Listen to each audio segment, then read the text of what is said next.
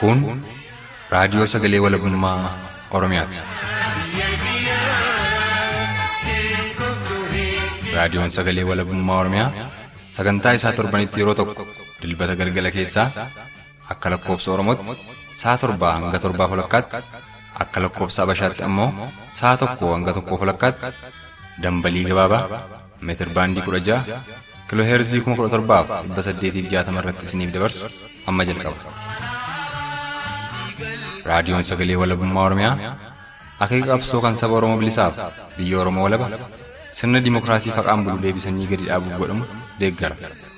Akeeka qabsoo kana babal'isuufis hojjeta. Birmadummaan Oromoo dafqa dhiigaaf lafee ilmaan Oromoon dhugooma jedhee amana.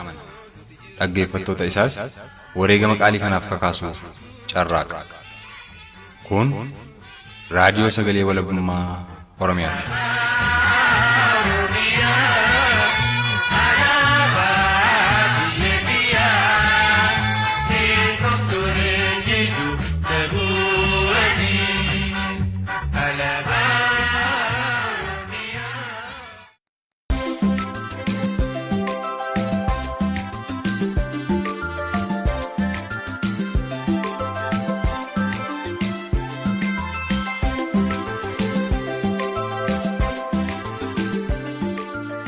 Fagoof dhiyoorraa nu caqasaa jirtan hundatti nagaan keenya sinaa qaqqabu dhaggeeffattoota keenya kabajamu akkam jirtu nagumaa. Qophiilee keenya guyyaa irraa qabannee isiniif dhiyaannee jirra. Odaa sabaa waliin ta'uun haga xumura sagantaa keenyatti kan isin faana turus an Bulii Bakkooti.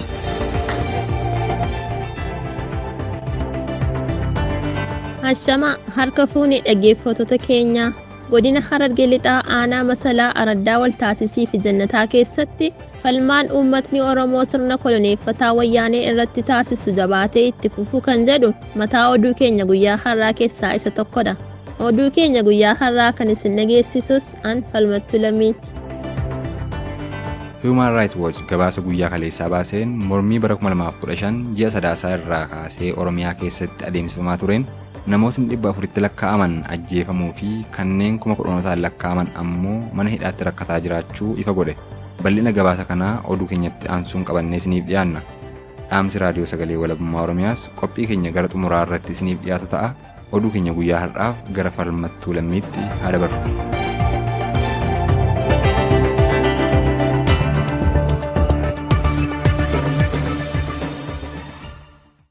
Mootummaan koloneeffataa wayyaanee tibba kana saboota ollaa Oromoo hidhachiisuun uummata Oromoo irratti duulsisaa jiraachuun dhaga'ameera. Haaluma kanaan namoota dhalootaan Affaar ta'an hidhachiisuun uummata Oromoo Walloo irratti duula bal'aa geggeessaa kan jiru mootummaan koloneeffataa wayyaanee dhiheenya kanas godina Harargee Bahaa aanaa Qumbii magaalaa Minnootti milishoota naannoo Sumaalee Liyyuu Poolis jedhaman bobbaasuun dhukaasa hidhattootni kun Oromoota naannichaa irratti bananiinis ilmaan Oromoo hedduun miidhamuun dhaga'ame. Akka odeeffannoon maddeen keenya irraa arganne ibsutti duula uummata Oromoo naannoo Harargee Bahaatti baname kanaan hanga ammaatti poolisoonni dhalataan Oromoo ta'an 2 uummata Oromoo irraa lola kana faccisaa osoo jiranii akka wareegamanidha. Oduu keenya birootiin godina Harargee lixaa aanaa Masalaa Araddaa Waltaasisii fi Jannataa keessatti dararaan ergamtoonni mootummaa koloneeffataa wayyaanee uummata Oromoo irratti raawwatan jabaatee daran itti fufaa kan jiru yoo ta'u, jiraattonni Araddaalee Waltaasisii fi Jannataas guyyaa gaafa waxabajjii 14 bara 2016tti bulchitoota Haraddaa fi hidhattoota mootummaa koloneeffataa wayyaanee aanichaa lakkoofsaan 16 ta'anii fi miidhaas uummata irraan gahaa jiran irratti tarkaanfii fudhachuun meeshaa waraanaa hiikkachiisuun isaanii dhaga'ame. Kan dhaggeeffataa jirtan raadiyoo sagalee walabummaa Oromiyaati. Sanbata duraa darbe gaafa waxabajjii 11 bara 2016tti godina Wallagga lixaa aanaa Noolee Kaabbaatti namni lammiin Oromoo hin taane tokko kan mana qalii foonii qabu foon summaa'e uummata Oromoo aanichaa qofa filee itti gurguruun Oromoonni foon sana nyaatan hedduun du'uu fi gariinis gara magaalaa Gimbiitti geeffamuun yaalamaa jiraatu odeeffannoon maddeen keenya garaagaraa irraa arganne ni mul'isa. Haaluma kanaan Oromootni foon summaa'e kana nyaatan gariin lubbuun isaanii darbuu fi kaan ammoo yeroo ammaatti mana yaalaa magaalaa Gimbiitti wallaansarra kan jiran ta'uu yoo dubbatamu, Akka keessa beektotni tokko tokko dubbatanittis gochi akkanaa ta'e jedhamee uummata Oromoof lammiilee biroo Oromiyaa keessa jiraatan walitti duulchisuuf shira tikoota mootummaa wayyaaneen hojjetamu ta'uu dubbatu. Bal'ina oduu kanaaf Xiiqii Dhugaasaa waan qindeeffate qaba. Godina Wallagga Lixaa Hanaanoolee Kaabbaa magaalaa Gubbee keessatti Oromoonni foon summaa'e nyaachuun du'uu fi dhukkubaaf saaxilamuu dhageenye gara Hanaanoolee Kaabbaatti bilbiluun jiraataanichaa tokko dubbifne. Namni dubbifne kunis namoonni foon kana nyaachuun du'an lakkoofsaan 27 akka ga'an nutti himuun namoonni 40 ol immoo Hospitaala Adventistii Gimbii fi Hospitaala Mootummaa fi dhuunfaa magaalaa Gimbiitti yaalamaa akka jiranii fi foonni uummata Oromoo godina Wallagga Lixaa Hanaanoolee Kaabbaa magaalaa Gubbeetti qalame kunis abbaan mana foonii sun horii akka qalamuuf ogeessi ilaale dhiisuun horii biraa qaluun wal qabatee rakkoon kun uumamuu akkas jechuun raadiyoo sagalee walabummaa Oromiyaatti himan jiraataan Hanaanoolee Kaabbaa dubbifne kun. Hanaanoolee magaalaa Gubbee kan jedhamu irratti kan mudate kan beeku amma alatti kan hospitaala Adventistii Gimbii kan jiru darbii immoo kan hospitaala mootummaa jiru fayyaa yookiin xiyyaata gaafeetan irraa kan jiran jiru jechuudha. Walumaa gara namoota 40 ni ta'uun jedhatu miidhaman. Warra du'anii lakkoofsaan meeqa ta'u warri du'an? Lakkoofsaan gara 27 natti fakkaata. Itti fufuunis jiraataan Hanaanoolee Kaabbaa dubbifne kun erga namoonni aga kana ga'an du'anii fi erga namoonni amma kana baay'atan mana yaalaatti yaalamaa jiraniis namtichi abbaa mana foonii kun aga ammaatti qaama mootummaan akka hin gaafatamin kan nutti himan jiraataan Hanaanoolee Kaabbaa kun dhumarrattis ogeessi fayyaa loonii haanichaa immoo kaleessa magaalaa Naqamteetti situ rakkoo kana uume sababa jedhuun poolisootaan to'annaa jala ooluusaas akkanatti nutti himuun dubbii isaanii gudunfan jiraataan Hanaanoolee Kaabbaa dubbifne kun. Foon kana kan nyaatan immoo akka haala sanattidha. Haala sanattidha. Kana abbaa warraa jalaa dabalaan duutee jirti. Darbee immoo namoonni tokko kan miidhaman adda adda jiru jechuudha. Kan dargaggeessi jira. Namoonni diyyuu kan foonni diimina nyaachuu danda'u hundiyyuu kan ittiin miidhanidha jechuudha. Akkanadha jechuudha. Kana miidhamee foon qalamu dhiisanii kan ogeessaan ilaalame dhiisanii kan inni ilaalame qaluu isaanii dhageera biyyaarraa jechuudha. Ogeessa sana si tokko jedhee uummata miidhanii ogeessa sana qabuu isaaniitti sirriitti kan beekaa jechuudha. Ogeessi sun maal jedhe re'aa sangaan qalame sun akka isaan sakattaamin hin dubbate moo maal jedhe ogeessi kun yeroo qabamutti? Gana sagalee isaa kennanatti fakkaata. Maqaa isaa beektaa ogeessi isaa qabame kana? Maqaa isaa illee hin baafanne adda baafadhee biyya biraa sunitti himuu nan danda'a. Oduu keenya dhumaatiin godina Harargee Bahaa Yuunivarsiitii Haramayaatti kibxata darbe ammas yeroo sadaffaaf gamoon yuunivarsiitichaa 2 abiddaan barbadaa'uun yoo beekamu hidhattootni mootummaa koloneeffataa wayyaanee mooraa yuunivarsiitii Haramayaa keessa jiran ammoo sababa kanaan wal qabsiisanii barattoota Oromoo hidhuu dhaanuu qabeenya barattootaa kanneen akka laaptooppiif moobaayilii saamaa jiraatu kan jiran ta'uu dubbatu barattootni moorichaa. Xiiqii Dhugaasaa akka itti aanutti qindeeffate. Mormiin mirga abbaa biyyummaa Oromiyaa mirkaneeffatu barattoota Oromoo Yuunivarsiitii Haramayaan gaggeeffamu baatiiwwan 6 darban kana walitti fufinsaan adeemsifamaa turuun akkuma yaadatamu gamooleen Yuunivarsiitii Haramayaas deddeebi'anii abiddaan gubataa turaniiru. Haaluma kanaan kibxata dheengaddaas gamoon Yuunivarsiitii Haramayaa 2 gubate odeeffannoo jedhu dhageenye gara barataa Oromoo Yuunivarsiitii Haramayaa tokkotti bilbiluun dubbifne.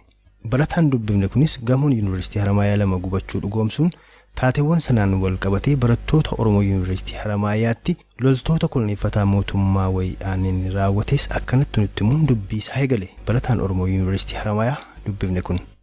Bilookiin sun gara bilookii saawwaatti kanaan daamaraa kan jedhanii beekamu dhimma garuu daamaraa sadeetti sun irraa citee bilookiin lamaan kun saawwaa kan jedhamu ammas barattoota maaraa saawwaa kana keessatti barattoota maaraatu gala saawwaa san keessa jira kun bilookiin kunis gamoo lama bilookiin lamadha kan gubatanii kan barbaada guutumaan guutuutti. Sanaan wal qabatee tarkaanfiin hidhattoota mootummaa koloneeffataa wayyaanee dallaa sana keessa jiru tarkaanfii barattoota irratti fudhatan qabu barattoota sanaan wal qabatanii hidhaman yookaan reebaman waan akkanaa kunoo. Hedduutu jira. Annumaa kan nama ajaa'ibu Wayyaan irratti saamichaan beekamtiin saamicha garaagaraa bilbila hanga laaptooppiitti ijoollee laaptooppii qabatanii baqatanii wanti abidda doormiidhaan itti darbaadanii doormii irraa baqachaa turan irraa laaptooppii fi aayidii fa'aa guuranii haga ammaatti laaptooppii isaanii gaafachuu dhaqanii kan hidhamanii jiru. Bilbila fa'aa suuraa kaaftan jedhanii bilbila sobanii sakatta'insa bilbila hedduudha ijoollee irraa guuranii aayidii hedduu irraa guuranii ijoolleen isa gaafachuu gaafa dhatte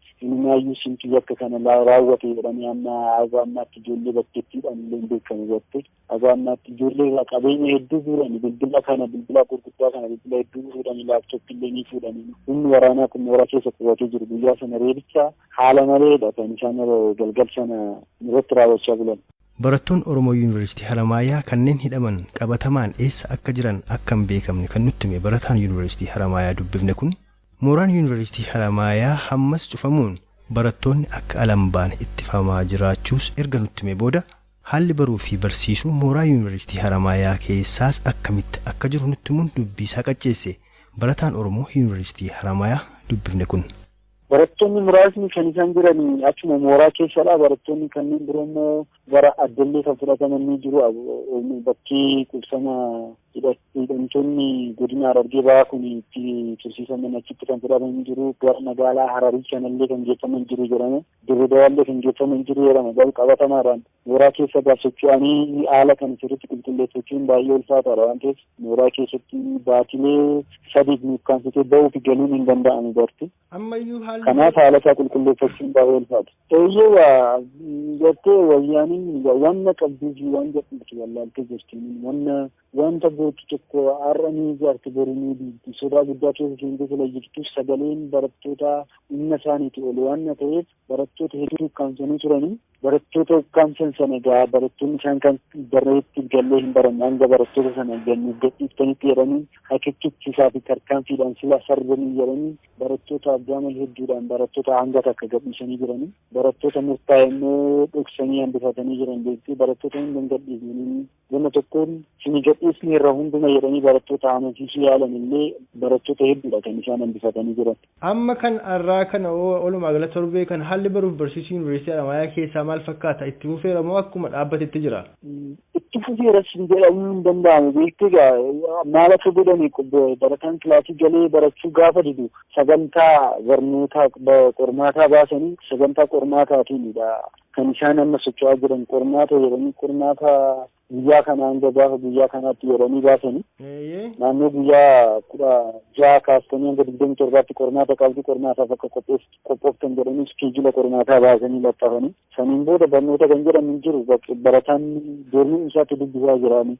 Eeyyee kanuma ragaa gartee obbolaan keenya kalee kan nu bira kuban jiru har'aan kanallee kakkuban ari'amanii jiranii kaallee mana hidhaa jiranii nuun obboleeyyan keenya kana gartee kaayyoodha kaayyoof jedhaniiti isaan irraa kagguraman kaayyoo isaanii warreen har'aa mooraa keessa jiru kaayyoo isaanii sana qabannee itti socho'aati jirra gara fuulduraas ni sochoona gartee wayyaaniin humnaan mooraa keessatti nu akkaamsitullee tarkaanfii ishee rifachiisan garaagaraa yeroo garaagaraatti qeerrooneen jetti fudhatama qabeenya wayyaaniin irratti keessatti akkaamsite barbadeessuu irratti fuulleffatee akkasuma humna tika isaaniitii fi tasaasuuf isaanii irratti tarkaanfiin garaagaraa fudhatamaa tureef fudhatamaas jira gara fuuldurattis wanta fudhatamaatti jirudha.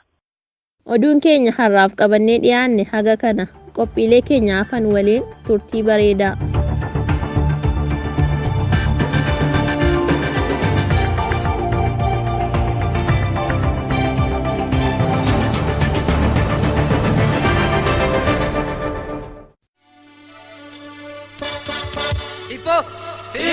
Kallacha qabsoo uummata Oromooti. Abaa'oo.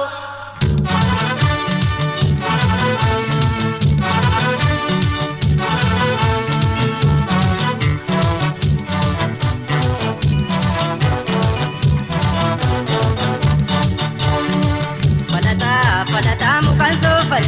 Alagaa binga doomani. Falataa mukaan soofure. Alagaa binga doomure. Arrajoolee keenya hin gadoomani. Alagaa binga doomani. Yookaan doomalee hin gabroomani. Alagaa binga doomani. Akka taata saafaa yoo jannoomani. Alagaa binga doomani. Akka goobanaafaa hin gabroomure. Alagaa fi gabroomanii. Tokkummaan kaanii yoo jabaatan Alagaa fi gabroomanii. aarsaa kafalanii yoo qabsan Alagaa fi gabroomanii. falataa muka soofure Alagaa fi gabroomanii. Aboo wabooko aboo wabooko aboo wabooko. sifan lolaa uummataan har'aan gortu Sifan lolaa Oromoon har'aan gortu. sifan lolaa uummataan har'aan gortu Sifan lolaa Oromoon har'aan gortu. dargaggoon Oromoo kaatee bosonaan galtu Sifan lolaa Oromoon har'aan gortu. ijoolleen Booranaa uummataan har'aan gortu Sifan lolaa Oromoon har'aan gortu. ilmaan bareentumaa maal kaateen har'aan gortu Sifan lolaa Oromoon har'aan gortu. gumaa ijoollee keetii kaatee bosonaan galtu Sifan lolaa Oromoon har'aan gortu. fardaan lolaa uummataan har'aan gortu Sifan lolaa Oromoon har'aan gortu. sifan lolaa uummataan. Dhaabbatni mirga dhala namaaf falmu Human Rights Watch ibsa guyyaa kaleessaa waxabajjii 15 bara 2016tti baaseen mormii Oromiyaa keessatti bara 2015 ji'a sadaasaa irraa eegalee adeemsifamaa tureen humnootni nageenyaa Itoophiyaa namoota 400 irratti tarkaanfii ajjeechaa raawwatuu fi kan 10,000 lakkaa'aman ammoo mana hidhaa keessatti dararaa jiraachuu ibse. Akka ibsa kanaatti kanneen humna nageenyaa mootummaan ajjeefaman keessaa harki caalu barattoota yoo ta'an daa'imman waggaa 18 gadiis kana keessatti kan argaman ta'uu fi mormii kanaan kan wal qabate kanneen mana hidhaatti darbatamanii jiran keessaa hedduunis kan himatni seeraa irratti hin banamin ta'uu fi gorsa seeraaf maatii isaanii osoo waliin argin kan jiran ta'uu dubbata. Kanneen hidhaman keessaa kan himatni seeraa itti banaman muraasa ta'uu kan ibsu gabaasni kun isaan kun jedha. Miseensota paartii mormituu fi gaazexeessitoota akkasumas barattoota embaasii Ameerikaa magaalaa Finfinnee jiru duratti ba'uun sagalee isaanii dhageessisan ta'uu fi himatni isaan kana irratti banames seera farra shororkeessummaa kan adabbii cimaa qabu ta'uudha. Qalbii biloogorootaaf aktiivistoota mirga dhala namaa dhaadessanii hedduu kan hawwate gabaasni kun marsariitiiree fi sabaa himaalee addunyaalessaa hedduu irratti saffisaan faca'aa kan jiru yoo ta'u akka gabaasa kanaattis erga mormiin kun eegalee as mana barnootaa hedduu keessa humnootni nageenyaa buufatanii jiraatuu fi barattootaaf barsiistotni hedduun hidhamanii turuurraan kan ka'es haalli baruuf barsiisuu Oromiyaa keessatti addaan muramee kan ture yoo ta'u ta'us humnootni nageenyaa kun haga ammaa naannoo mana barnootaatii hin fageeffamin jiraachuu fi kunis haala baruuf barsiisuu biyyattii irratti danqama guddaa uumee jiraachuu ifa godha. Koomishinii mirga namoomaa Itoophiyaa kan jedhamuu fi kan itti yaamamni isaa damee dhaabbata mirga namoomaa addunyaalessaa hin taane eengadda guyyaa gaafa waxabajjii 9 bara 2016tti yaa'ii mana maree bakka buutota Itoophiyaa irratti dhiyaachuun gabaasa qorannoo isaa haa dhiyeessu malee akka gabaasni har'a Human Rights Watch dhiyeesse kun ibsutti haga yoonaa qaamni walabaa gaagaama uume kana qoratee dhiyeessuu danda'u biyyattii keessatti kan hin hundeeffamin ta'uu dubbata.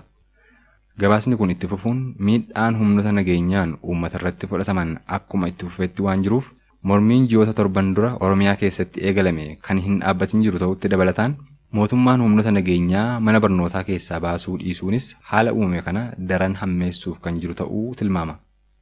Daayireektara dhaabbata Human Rights Watch kan taate Aadaliis Leelaapkaaw akka gabaasa kana keessatti heertetti tarkaanfiin garjabinaa mootummaan Itoophiyaa mormitoota nagaa irratti fudhate kun deebii cimaa fi walta'iinsa mootummoolee dhimmi kun ilaalu akkasumas gumii mirga dhala namaa mootummaa gamtoomanii kan barbaadu ta'uu jabinaan ibsite biyyootni alaa mootummaa Itoophiyaa gama garaa garaan gargaaranis badii hidhattootni mootummaa Itoophiyaa Oromiyaa keessatti namoota nagaa irratti raawwatan callisanii ilaalaa jiraachuu fi ta'us haalli kun akkanaan itti fufuu kan hin malle ta'uu ibsuu ishee gabaasni kun jabinaan hubachiisa. Egaa haaluma kanaan gabaasni dhaabbatni mirga dhala namaaf dubbatu Human Rights Watch guyyaa kaleessaa baase kun gabaasa koomishiniin mirga namoomaa Itoophiyaa dheengadda dhiyeesse kan faallessu ta'uu irratti dabalataan rakkoo haala baruuf barsiisuun wal qabatee Oromiyaa keessatti qaqqabaa ture irratti ibsa bal'aa laachuunsaa murtii guyyaa qormaata biyyoolessaa Itoophiyaa kan kutaa 12ffaa mootummaan yeroo lammaffaaf sirreesseera jechuun labse irratti dhiibbaa gochuu akka danda'utu xiinxaltoota hedduun tilmaamamaa jira.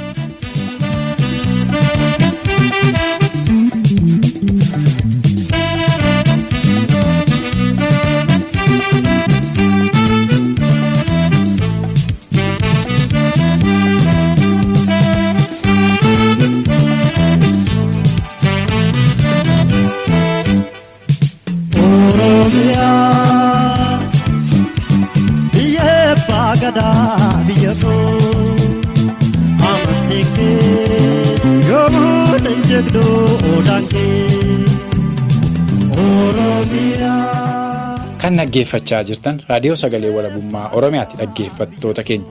Qophiileen keenya ammas itti fufa. Wallee eegallee kanaan gara qophii keenyatti aanuun dhaamsa raadiyoo sagalee walabummaa Oromiyaatti haa ceenu.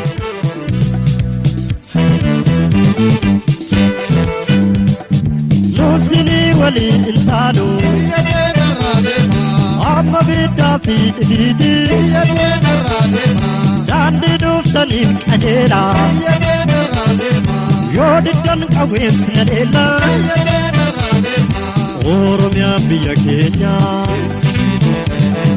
mallattoon saba keenya fakkalchaa boora nuti taanu yaamu mallee bilisummaa malee jiraachuu nuti taanu yaamu mallee garbummaa malee jiraachuu dhumti kee ga'ee kolonii yeroo naaf biyyoofatu dhumti kee ga'ee cunqursaa yeroo naaf biyyoofatu Oromiyaa biyya abbaa gadaa biyya koo. Akkuma seenaan ragaa ba'u mootummootiin Habashaa yeroo lammaffaaf biyya keenya erga weeraranii booda uummata keenya lafa isaa irraa dhiibanii buqqisuuf yaalii gochaa jiru. Inni duraa jalqaba jaarraa 14ffaa irratti yeroo Habashootiin duulaan lafa Oromoo qabachaa turanii fi uummata Oromoo gara kibba Oromiyaatti dhiibuutti milkaa'an ture. Haa ta'u malee abbootiin keenya qabsoo bilisummaa Oromoo tokkoffaa gaggeessuun dhiigaa fi lafee isaanii aarsaa gochuun jaarraa 16ffaa keessa biyya abbaa isaanii kan irraa dhiibamanii turan bilisoomsuu isaanii seenaan ragaa ba'a. Weerarri inni lammaffaan jaarraa 19ffaa keessa mooticha Habashaa Minilikiin jalqabame. Qabsoo bilisummaa Oromoo lammaffaan kan amma uummatni keenya itti jiru weerara kana ofirraa dachaasuun biyya keenya walaboomsuuf jalqabame. Dhiibbaan yeroo ammaatti uummata keenya naannoo Finfinnee, Dirree Dawaa fi Oromiyaa bakkeewwan biroo irraa buqqisuuf Habashootaan godhamaa jiru itti fufiinsa weerara kanaati. Yaa uummata Oromoo, mirgaa fi qabeenya ofii abbaatu falmata. Sabni bal'aan dhiibbaa akkanaa jala jiru haala kana ofirraa dachaasuuf tarkaanfii fedhe fudhachuuf mirgi isaa eegamaadha. Mootummaa uumaan nagaa hin beekne irraa mirga kee argachuuf tarsiimoo feetetti fayyadamuuf mirga guutuu qabdu. Habashootni duris kan si koloneeffatan meeshaa waraanaa mootummoota Awurooppaa irraa argataniin ta'uu hin irraanfatin. Har'allee kan ittiin humnaan si bulchan meeshaa waraanaan ta'uu hin dagatin. Ka'i, ijaarami, hidhadhu. Ofirratti kutannoon diina kee barbadeessuuf socho'i. Oromoon ni bilisooma, Oromiyaanis ni walaboomti. Raadiyoo Sagalee Walabummaa Oromiyaa.